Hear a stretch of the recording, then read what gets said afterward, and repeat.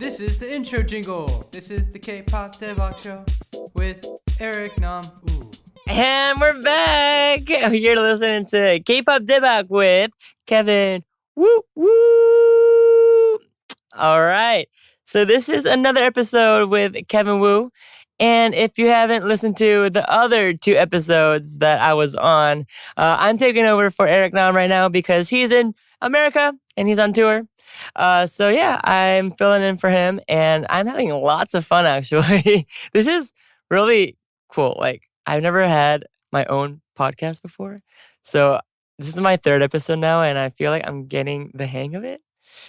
So, I don't know, Eric, if you're watching. No, I'm just kidding. No, am I? Unless. All right. So each episode, as you guys know, we will have a theme and I feature a few songs that fit under that theme before getting into more depth into it. Later, we'll be diving. You see that what I did there? Diving into the K-pop Daebak Discord. And if you're not on it, get on it. All right, let's get it started. Today's theme, I chose it again, and it's called Girl Group Bops. Yeah, I don't know. I just came up with that right now. Genius. Yeah, I love girl groups. Who doesn't? And I always, have a special place for my favorite ones. And also, there's new girl groups that I've been keeping my eye on. Like my bias wreckers, as they say it. I don't know.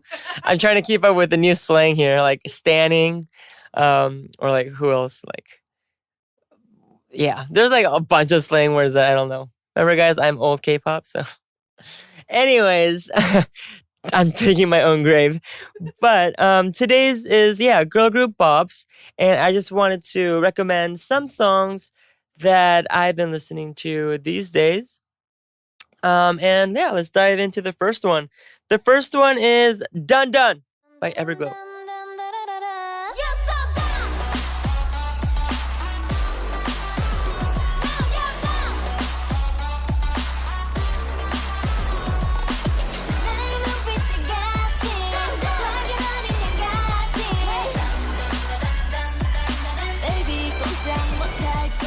They're one of the new girl groups that, recently entered into the K-pop world. And I kind of they kind of grew on me. Yeah. Their debut was very strong, Bom Bom Chocolat. And I was like, oh, okay. That's very, very cool, like very new. And then I was like, okay. And then I saw them perform a few times. But then this comeback with Dun Dun, it kind of sucked me into their fandom. I don't know their fandom name yet, but I will soon. But yeah, Dun Dun was a song that I really liked because it was so K-pop. It was like the girl crush K-pop that I don't know, that I was looking for, because I like the girl crush concepts in girl groups. And the thing that stood out to me about Everglow was the contrast with their like very cute, like pretty aesthetics, but then their songs were like bangers, like they went like hard, like the ham, And I was like, okay. So yeah, that's why I kind of felt into this group. Yeah, Dun Dun was really fun to listen to. I just blasted in my car and I sing along. Go, no, you're done. Dun dun dun dun dun dun dun dun dun dun. Yes, I'm done. Okay, no more body rolls. Do you have a favorite stand-up member from Everglow? I'm a new fan to Everglow, so I don't know the group members name by name. I do like the main vocalist. Yeah, she's got some sass in her eyes. All right, so yeah, one of my favorite songs is Dun Dun by Everglow. The next song is Psycho by Red Velvet. feeling like a psycho, psycho. You got me feeling like a psycho, psycho. 우리 보고 말해 자꾸, 자꾸.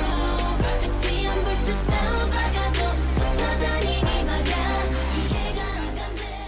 Yeah, Psycho is one of my favorite songs because, yeah, like I said, I like kind of like the girl crush, kind of more, swaggy, that type of vibe in girl group songs. And with Red Velvet, actually, if you don't know, they have like two different sides to them, and that's why their name is Red Velvet. As from what I've heard, I think like their red side is more of like, their poppy, bubblegum, like, the cutesy side to Red Velvet, and they have a lot of songs like that. And then they also have like Bad Boy and like, very, girl crush, very confident. And I think Psycho falls into the Velvet side, in my opinion. And when I saw the music video, and I love Red Velvet music videos because they're so aesthetically pleasing. The angles and the colors and like, their dance choreography. The chorus part is just really, really catchy. It's like psycho, psycho, papo, papo. I usually don't have like a bias in groups. I like the group in itself and I like the concepts. But if I had to choose a member, I would probably choose Sergi. I like the members who who have that spark in their eyes, and Sergi's like one of their main dancers and she's like the main vocalist and she knows what's up. Yeah. All right, let's get into the last song for this theme. And I chose Kick It by BLACKPINK.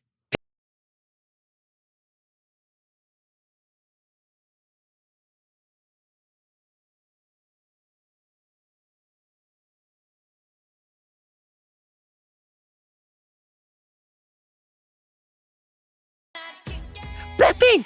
Doing a lot of body rolls in this theme. But yeah, Kick It was one of my favorite songs because I'm a huge BLACKPINK fan. I'm a Blink. And the reason why I like them is also because of their girl crush songs. Like, they've got that really cutesy, very like 동생, like I want to take care of them looks. But then when you see them on stage and their music, there's such a big gap between that. BLACKPINK also stands for that too. They had the black side and they also had the pink side. Kick It was one of my favorites because it was really fun to listen to. Because I was like, oh wow, I was like, they got a lot of like swag in this song. And then the beats would change, and then it would have like this like rap breakdown, in the middle, and then it would go to like a melodical, and then it would go back to like rap, and like I'd be like, whoa, like it feels like listening to two different songs in one. So that's why I really like Kick It, and also this song stood out to me because when I watched their set at Coachella. And unfortunately, I couldn't see them live at Coachella. I had to watch this live streaming. When they performed it, I think it was Lisa's part. And I was like, dang. Like, I knew Lisa had that swag, but like at Coachella, I think they delivered more because it's just the atmosphere and because it was Coachella. With that performance, I fell in love with this song. Yeah. Who else do you think would just kill it in that kind of environment? In that environment, gosh, there's so many. Well, first of all, I'd love to see BTS perform. That'd be crazy. BTS, also Monsta X. I have a lot of close members in Monsta X, and every time they release something in America, like I don't listen to it because I'm close to them. Like I really genuinely like their songs. Like they have really strong songs that they released in America. So I feel like they would have a very good response at Coachella. Also, Day 6. Jay. Day 6, I think, would kill it at Coachella. Yeah. You could like choose the headliners. Just choose a headliner? The Oh my top God. 3. That's too much pressure on me. It's not gonna actually. I know, but just thinking about it.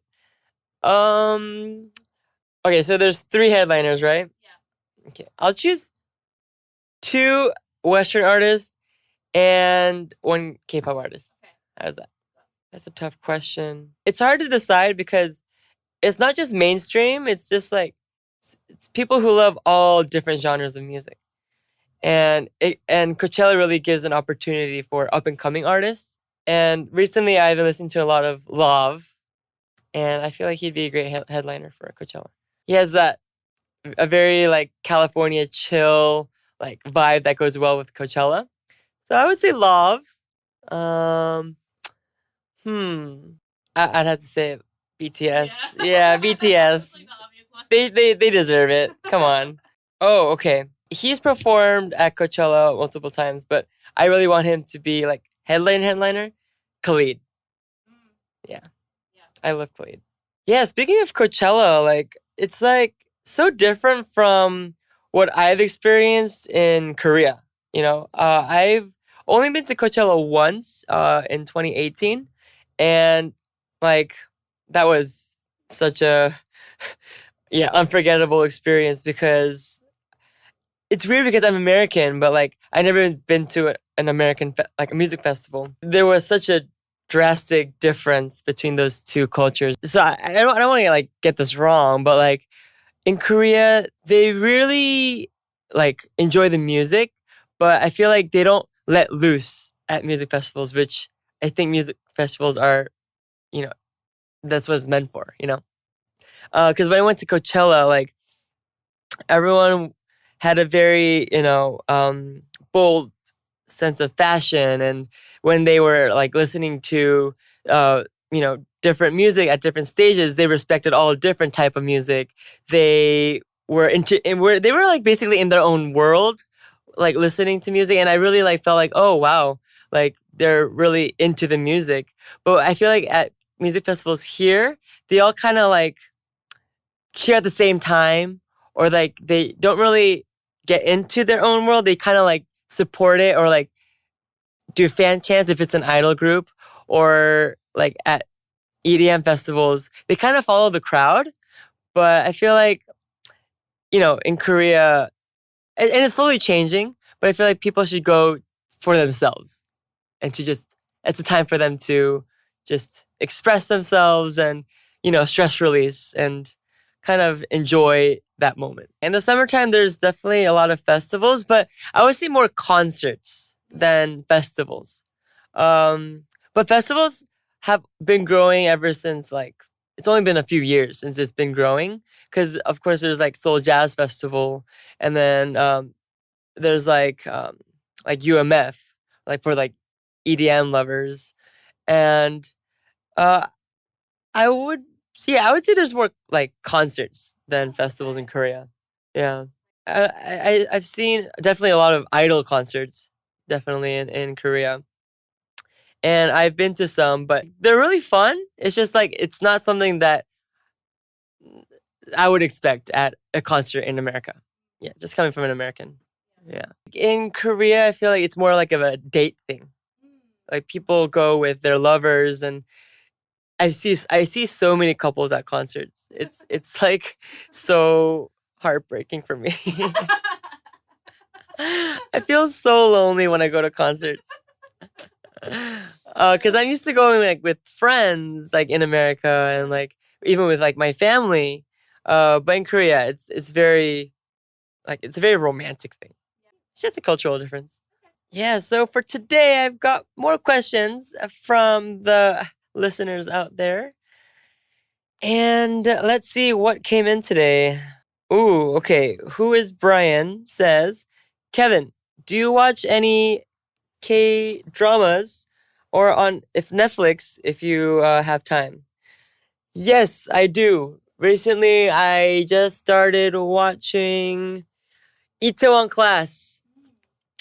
Itaewon Class is my favorite K drama right now. I rarely get sucked into K dramas. I think it's been like almost 6 years or something since my last like like binge-worthy K-drama. So Itaewon Class, it's also on Netflix. It's about like this guy who, you know, had a very tough upbringing, lost his father, went to jail, and has like this rival that wants to like bring him down ever since his high school days. And as they grow older, the rich guy, the rich like rival, he has like a big successful company, and the underdog, the main character, he's trying to make his own restaurant and his own empire, and it's just his journey into making, his way through with all these obstacles. And of course, there's like love lines and everything, and it's taking place in Itaewon, which is one of my favorite places in Seoul. So that's why it caught my eye in the first place. But then watching the first few episodes, I couldn't stop watching. It's so addicting. Would you ever want to like? Have you been on a drama? Right? Like web dramas and Yeah. musicals, but never been on like a major drama in Yeah, 'cause you're Korea. active, Yeah, obviously. yeah. Like, is there like a type of drama you would like for sure be interested in being a part of, like a genre or? Like... I want to wear like a Korean Kpop, like the uniform, because a lot of people say I still look like I could pull off like being a high schooler, like self compliment. No, but I've always wanted to wear like a Korean Kpop. I don't know. It's kind of like a fantasy that I've always had. I don't know. So you want to be in like a high school drama? Yeah, kind of. That's what I've started watching, like Korean dramas from. Like when like F4, Boys Over Flowers. Have you seen that? Oh, not your vibe. Oh.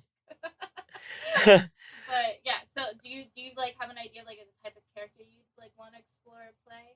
Like, do you want to be like a villain, or do you want to be like an underdog type? Do you want to be like romantic lead? Yeah, I definitely don't want to be a villain.